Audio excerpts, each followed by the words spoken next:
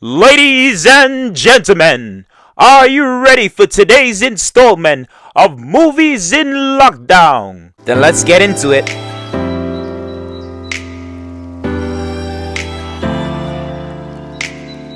This weekend, Creed 3 landed a knockout punch at the box office when it earned an impressive $58.7 million in North America and $41.8 million internationally, which amounts to over $100 million. The total set a new franchise record. The threequel now has the highest opening weekend of any Rocky and Creed film in the series. It also holds the record for the biggest ever debut for a sports movie in the US. The success of the film is without a doubt a huge win for director and lead star Michael B. Jordan, who made his directorial debut with the project, and Metro-Goldwyn-Mayer, MGM, the production company behind the sports franchise.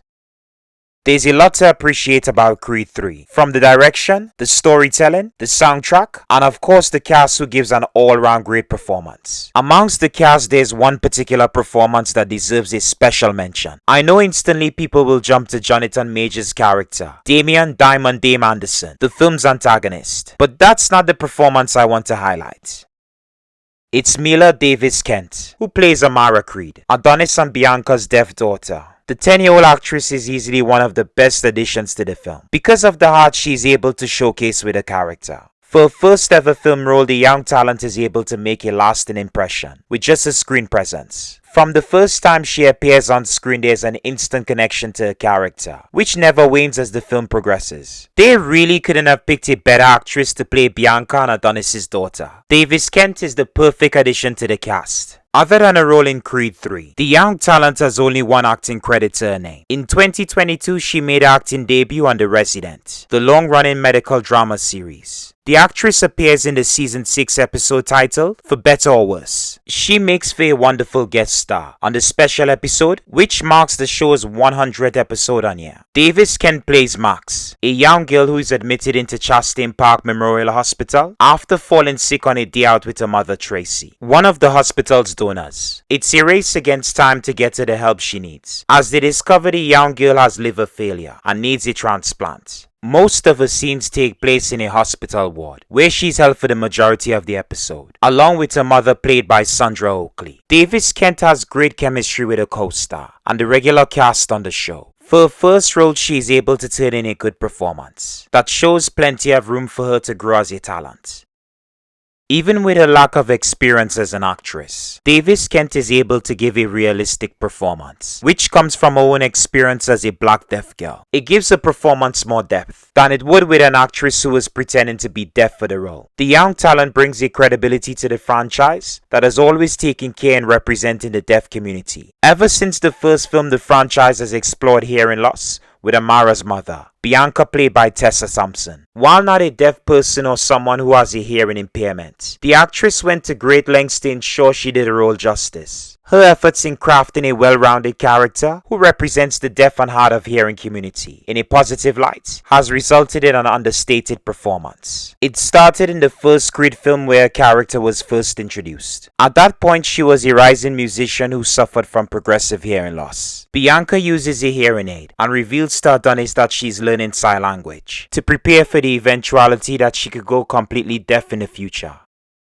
For the sequel, there's a lot more emphasis on her hearing impairment than the previous film. We get a better understanding of how Bianca copes with her hearing loss and how Adonis has adapted to his girlfriend's hearing impairment. The couple are shown communicating using sign language more frequently, as opposed to just verbal communication. Even though Bianca's hearing loss has advanced since the first film, her singing career is still going strong. Bianca is now signed to a record label, and her popularity as a singer is even bigger than before. She even sings for Adonis' rematch against Drago in a beautifully executed intro sequence towards the climax of the film. Thanks to Marianne Creed, played by the wonderful Priscilla Rashad, Bianca learns that she's pregnant with Adonis' child, who they both have concerns over because there's a possibility she inherited her mother's hearing loss. Shortly after her birth, it's confirmed that Amara is deaf, which leaves both her parents worried about their daughter's well-being. Adonis is especially concerned about his daughter's future, but calms down following a pep talk with his mentor/father figure Rocky. Skip ahead to Creed 3. We now see that Bianca's hearing loss has reached a stage where she can no longer perform. Her music career is no longer what it used to be, yet she's content with her life. She's now a producer and a songwriter, but most importantly a mother to a special young girl. I can't begin to imagine what it's like raising a daughter that's deaf, but I imagine that Bianca and Adonis had a fair amount to learn. Because of the time skip early on in the film, there's never any time dedicated to showing us how the couple adapted to raising their daughter. Personally, I would have loved to have seen more of the methods, or the things the couple had to learn to better equip themselves to raise a child, like the latter half of Creed 2, but that would have significantly slowed down the pacing of the film and made it much longer. While it would have been interesting showing the couple raising their infant daughter, they made the right choice aging up and making it into a character we can relate to just like any of the adult characters.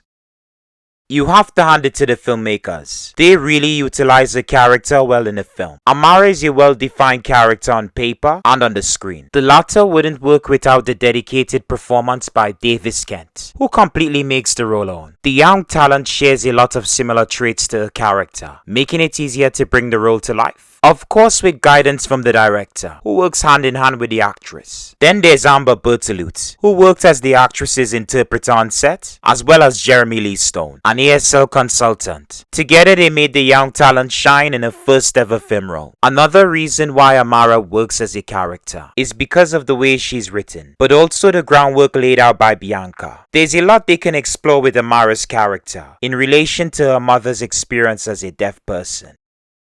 While they both share plenty of scenes together, there isn't a ton of time dedicated to the mother-daughter relationship between David Kent and Tessa Thompson's characters. Instead, they focus on the father-daughter relationship between the actress and her on-screen father. The father-daughter relationship they explore between David Kent and Michael B. Jordan's characters feels authentic. They really do seem like father and daughter when acting off each other. No doubt the actors have bonded working together, and that has added to the believability of their relationship.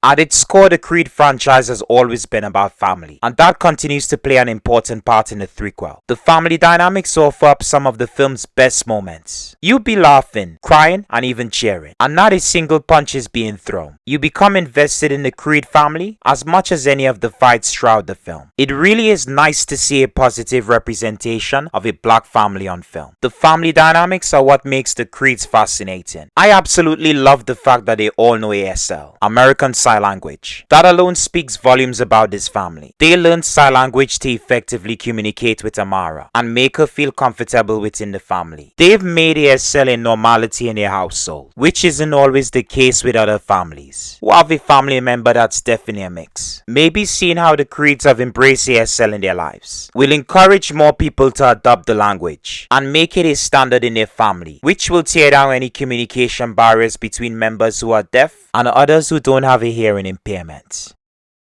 It's amazing how far this franchise has come, especially with the family relationships they've explored across the trilogy. In previous films, they focused on the relationship between Adonis and Bianca, but now that focus has shifted with the addition of their daughter Amara. She's the heartbeat of the film and her father's child true and true. Just like her father and her grandfather before her, she has an affinity for boxing. This film does a lot of groundwork to help set up a potential storyline where Amara could become a boxer once she's older. Given that female boxing is something that's not as prevalent in America and many other countries, if they explore the boxing route, then they will likely touch on how tough it is for female boxers to be taken seriously compared to their male counterparts. Or they can end up exploring a different sport such as MMA, mixed martial arts. The latter is more widely recognized across the world, and the female division of the sport is just as prominent as the male division. Now I know MMA isn't boxing, and by changing to another sport, the Creed franchise will essentially be moving away from its roots to becoming something different. But not necessarily. MMA involves a combination of fighting styles. Amara can adopt different fighting styles, but still use boxing as a signature fighting style. Or she sticks to boxing, despite having the option to learn other fighting styles. It would distinguish her as a unique fighter amongst her peers. Given that Apollo Creed, Amara's grandfather, was based on Muhammad Ali, the real-life former world heavyweight boxing champion and one of the greatest boxers of all time, they can return to the late athlete for inspiration. Long after he had retired, Ali's daughter Layla Ali took an interest in boxing and became a boxer, even against her father's wishes. Her venture into the sport wasn't in vain. In fact, she lived up to the Ali name to become one of the greatest female boxers of all time, since they couldn't replicate the father and daughter dynamic with Apollo Creed. For obvious reasons, they can now apply it to Adonis and Amara. The two are more suited to explore a father-daughter relationship and a shared love for boxing. I honestly think that giving Adonis a daughter was a smart move on the writer/filmmaker's part, partly because it creates a parallel between the character and Muhammad Ali. But more importantly, it changes a tired formula. Traditionally, a film like Creed and other sports films would have given us a father-son relationship rather than a father-daughter relationship. Breaking away from tradition gives the franchise a whole new direction that doesn't just give us another male-focused story. For some, that might be too much of a change, but I gladly welcome it. Change is what birthed the Creed franchise, and it's what will keep it going strong for years to come.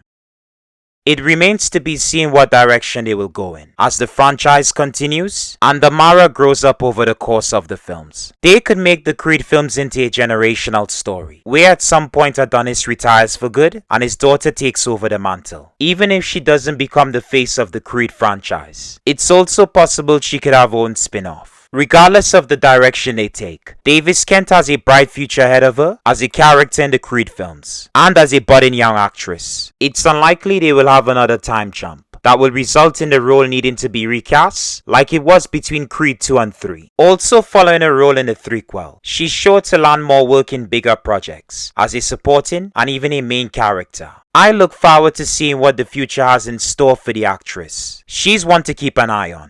One more thing before we conclude today's video. I highly recommend following the actress on social media and checking out the interviews she's been doing to promote the film. She really handles herself well. It's amazing seeing someone so young, so adept at public speaking. Honestly, this kid is incredible. Kudos to her parents. They did an exceptional job raising their daughter.